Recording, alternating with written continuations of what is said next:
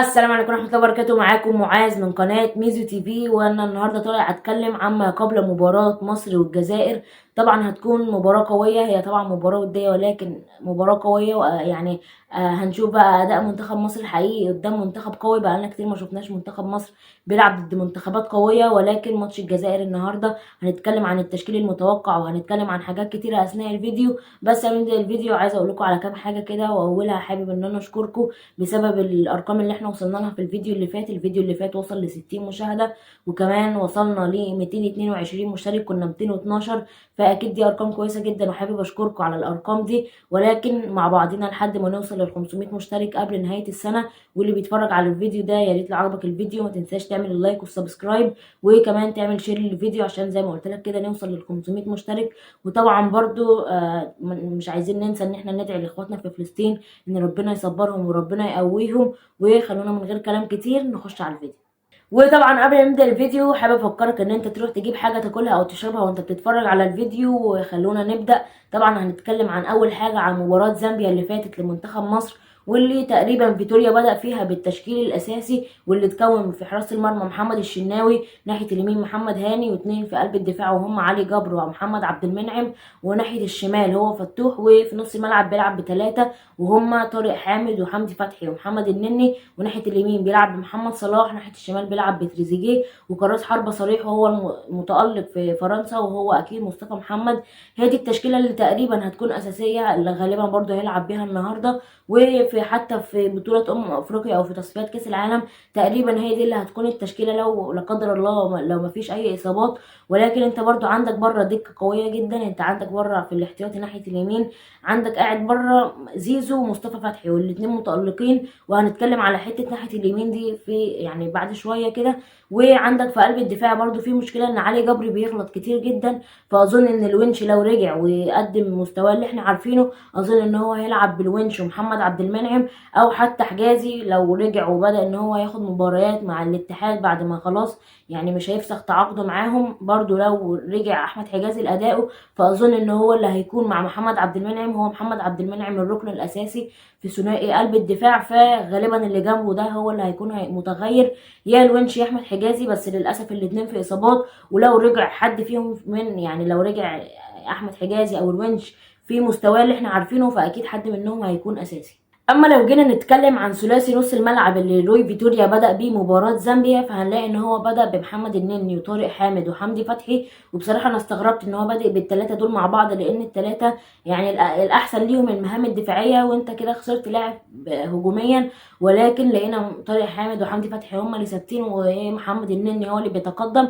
ومحمد النني تألق في مباراة زامبيا. ولكن هيكون احسن لك ان انت تلعب مثلا بقفشة، او ان انت تلعب بزيزو مثلا. زيزو حتى لما نزل ما نزلش كوينج يمين، لا هو نازل كلاعب رقم 8 في نص الملعب متحرك، بيروح ناحيه الشمال شويه وبيروح ناحيه اليمين شويه. وشفنا البصل يعني الرائعه اللي هو عملها لتريزيجيه اللوب دي وجت في العارضه من تريزيجيه. فعندك زيزو عنده حلول وبساط كويسه، فممكن تبدا بيه في نص الملعب. وما اظنش ان ده نص الملعب اللي هيستقر عليه روي فيتوريا الا يعني في مباريات هتكون صعبه ومباريات محتاجه ان انت تدافع، فتبدا بطارق حامد وحمدي فتحي ومحمد النني، زي مباراه مثلا نيجيريا، مباراه الكوتيفوار، المباريات اللي بتبقى عايزه يعني تحمل وقوه بدنيه ممكن تبدا بالثلاثي دول مع بعض. لكن في المباريات اللي زي دي يعني خليك هجومي شويه والعب بزيزو او العب بقفشه ويكون تحتيهم طارق حامد. العب باتنين تمانيات زي ما احنا كنا بنشوف كيروش في افريقيا كان بيلعب بتريزيجيه كتمانية ناحيه الشمال وبيلعب تحتيه بحمدي فتحي، وبيكون ناحيه اليمين محمد النني. محمد النني لو لعب يعني كمركز 8 هيكون احسن. هجوميا هيهاجم شويه وبرده دفاعيا هيسند معاك. فاظن ان التمانيتين ومعاهم رقم 6 دي هتكون احسن من ان هو يلعب بتلاتة رقم 6 او باتنين رقم 6 ومحمد النني هنفترض ان هو لاعب رقم 8. بعد ما خلصنا الاتنين قلوب الدفاع وثلاثي نص الملعب خلونا نبص على الاتنين الباكات. وعندك بيلعب بمحمد هاني وفتوح، واظن ان دي هي الثنائيه الافضل. يعني انت عندك محمد هاني في الدوري المصري كله مفيش حد اصلا ناحيه اليمين غير محمد هاني. ومحمد هاني على فكره عامل برده مستويات كويسه متوسطه مع النادي الاهلي، ولكن يعني هو ما مش زي علي معلول مثلا مع النادي الاهلي اللي هو بيهاجم ويعمل عرضيات وكده. لا هو يعني باك يمين متوازن دفاعيا وهجوميا، هيسند معاك يعني ومش هيعمل لك اخطاء كتيره. وعندك ناحيه الشمال اكيد هيكون فتوح، ممكن يكون محمد حمدي هو مقتنع بيه برضو، ولكن هو احمد فتوح يعني في مستواه احسن باك شمال في مصر. فباكات هو بصراحه مستقر على اتنين، واظن ان هو دول الاتنين اللي في افريقيا او في التصفيات زي ما قلت لكم، هو اللي هيبدا بالاتنين دول، محمد هاني واحمد فتوح. نخش بقى على الثلاثي الهجومي واللي فيه كلام كتير عليه، ولكن خلونا نبدأ كده واحدة واحدة. كراس حربة صريح مصطفى محمد، مفيش أي نقاش، من غير رغي كتير، هو مصطفى محمد هو الراس الحربة الأساسي. عامل مستويات رائعة جدا مع نانت في الدوري الفرنسي، وكلنا شفنا ان هو خد مرتين لاعب الشهر مع النادي الفرنسي. فهو مصطفى محمد كراس حربة. اما الكلام كله هيكون على ناحية اليمين وناحية الشمال. فلو جينا نمسك ناحية اليمين، فانت عندك محمد صلاح وزيزو ومصطفى فتحي. ويعني محمد صلاح كلنا شفناه في ماتش زامبيا ما عملش يعني المباراة القوية، وانا بالنسبة لي زيزو يلعب ناحية اليمين احسن من محمد صلاح، ولكن طبعا ما حدش هيقدر ان هو يعمل كده. وزي ما قلت لكم، لو هو عايز يبدأ بزيزو هيلعب بيه كلاعب رقم 8 في نص الملعب، ولكن انا بالنسبة لي زيزو لو لعب ناحية اليمين او مصطفى فتحي برضو عامل مستويات قوية مع بيراميدز في الدوري وحتى في دوري ابطال افريقيا، وكلنا شفناه ان هو سجل سوبر هاتريك في المباريات التمهيدية في دوري ابطال افريقيا. فانا بالنسبه لي زيزو او مصطفى فتحي اي حد فيهم هيلعب ناحيه اليمين هيكون افيد من محمد صلاح. ومش انا بس اللي شايف كده، في ناس كتيره شايفه كده، وانا كنت بقول ده يعني من فتره كبيره، مش برضو على ماتش زامبيا ده بس، ولكن برضو كلنا محتاجين ان احنا نشوف محمد صلاح في ماتش صعب زي مباراه الجزائر اللي هتتلعب النهارده، او حتى يعني برضو ستظل مباراه الجزائر دي مباراه وديه، عايزين نشوفه في مجموعات افريقيا او حتى في تصفيات في كاس العالم. هو ده هنقدر ان احنا نحكم هل محمد صلاح فعلا الانسب ناحيه اليمين لمنتخب مصر ولا حد تاني. وعندك ناحيه الشمال تريزيجيه عامل اداء كويس ومتحرك وبيخش جوه ال 18، وشفنا الكره اللي جت في العارضه اللي عملها له زيزو كان بيخش جوه ال 18. يعني هو مش بس لاعب على الخط، لا هو بيلعب على الخط ولاعب مهاري وبيخش بوشه في ال 18.